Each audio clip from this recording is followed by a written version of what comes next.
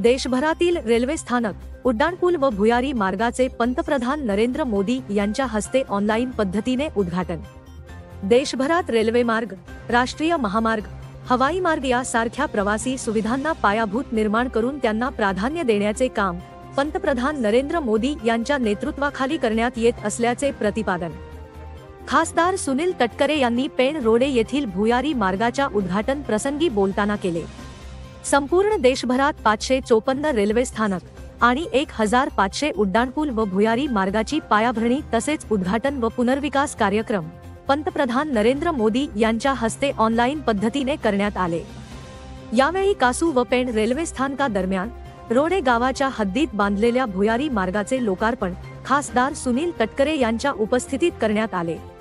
याप्रसंगी विभागीय अभियंता योगेंद्र सिंग, सहाय्यक व्यवस्थापक सुनील शिंदे, सहाय्यक मंडळ अभियंता बीडी वाडेकर, समन्वयक Anand Prakash Meena, Sanjeev Kumar senior section engineer, Rashtrawadi Congress तालुकाध्यक्ष दयानंद भगत, ॲडव्होकेट मंगेश नेने, पेण विधानसभा अध्यक्ष नरेंद्र ठाकूर, महिला तालुकाध्यक्ष चैताली पाटील, शहर अध्यक्षा सुचिता चव्हाण, सुनील गायकर, कांदळे सरपंच मुरलीधर भोईर, अनिल म्हात्रे, माजी सरपंच शरद पाटील, माजी उपनगराध्यक्ष दीपक गुरव, माजी सरपंच प्रदीप म्हात्रे, योगेश पाटील, स्वप्नील म्हात्रे, ॲडव्होकेट विकास म्हात्रे, परशुराम मोकल, गंगाधर पाटील, विकास पाटील आदींसह मान्यवर उपस्थित होते।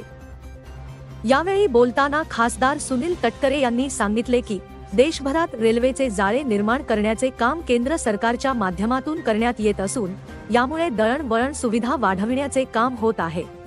मध्य रेल्वे, दक्षिण railway, harbour railway, Konkan railway सारख्या सुविधा आपल्या भागात मिळत आहे। अनेक ठिकाणी राष्ट्रीय महामार्गालगत सुद्धा रेल्वे सुविधा उपलब्ध होत असून यासाठी ओव्हरब्रिज, भुयारी मार्ग बांधण्याचे कामाला प्राधान्य देण्याचे काम पंतप्रधान नरेंद्र मोदी यांच्या मार्गदर्शनाखाली होत आहे।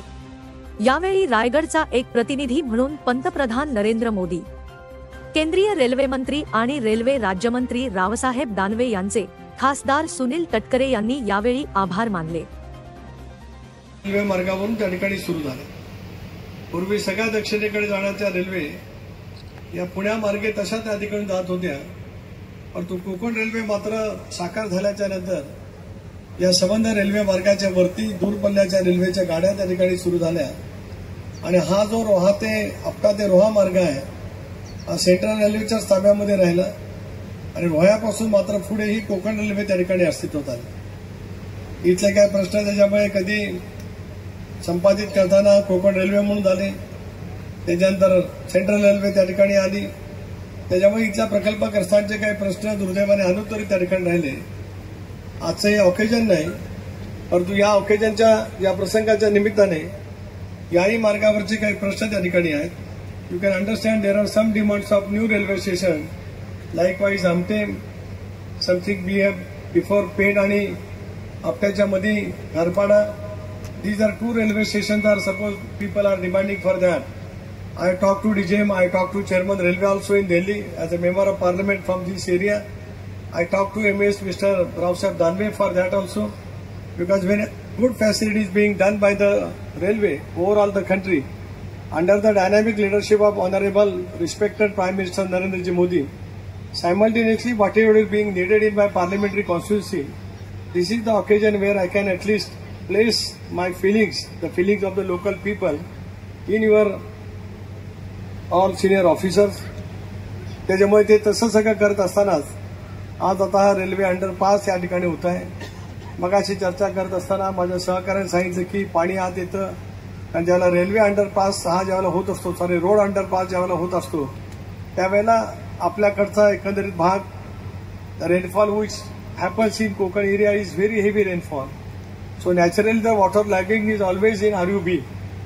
Here also there are some same was raised in Nidi near the Roha also. I know that. त्याच्यामुळे त्यांची जी काही या ठिकाणी अपेक्षा व्यक्त करण्यात आली की या RUB मध्ये जे काही पाणी साठतं त्या संदर्भामध्ये खात्री त्या ठिकाणी निश्चितपणे होईल. पण एक बाब लक्षामध्ये येईल की नरेंद्र मोदी साहेबांच्या नेतृत्वाखाली देशभरामध्ये सरकार आल्याच्या नंतर रेल्वे मार्ग असतील, राष्ट्रीय महामार्ग असतील, विमानतळ असतील, ज्या ज्या काही प्रवासी सुविधा पायाभूत निर्माण करायच्या होत्या त्याला मोठ्या प्रमाणावरती प्राधान्य त्या ठिकाणी दिलं गेलं